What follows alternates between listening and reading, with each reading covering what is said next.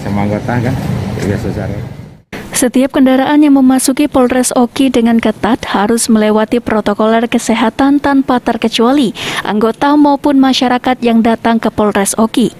Kapolres Oki AKBP Alamsyah Pelupesi mengaku Polres Oki kembali memberlakukan wajib protokoler kesehatan di lingkungan Polres Oki, sehingga siapapun yang datang dan masuk ke lingkungan Polres Oki wajib menggunakan masker, harus dicek suhu tubuh, dan mencuci tangan di tempat yang sudah disediakan.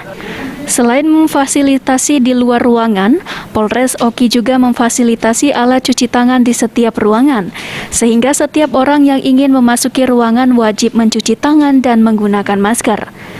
Alamsyah mengaku, aturan wajib protokoler kesehatan COVID ini juga diperkuat dengan maklumat Kapolres Oki, sehingga dalam waktu dekat akan dikenakan sanksi berupa denda bagi anggota maupun masyarakat yang tidak menggunakan masker di lingkungan Polres Oki.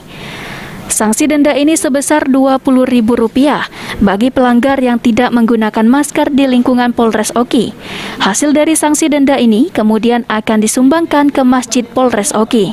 Sedangkan bagi anggota kepolisian Polres Oki yang kedapatan 3 kali tidak menggunakan masker, maka akan ditingkatkan menjadi sanksi disipliner kepolisian. Saat ini penyebaran COVID-19 masih saja ada ya. Oleh karena itu muncullah Perpres nomor 6 tahun 2020 ya, di mana intinya bahwa perlunya upaya-upaya peningkatan pendisiplinan protokol kesehatan, baik pada lingkungan kerja maupun kepada masyarakat.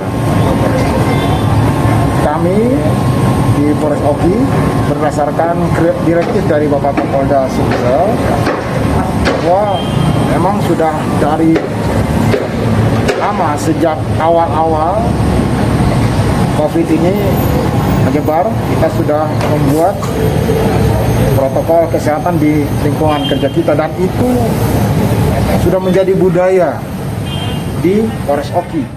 Ahmad Romawi, PAL TV.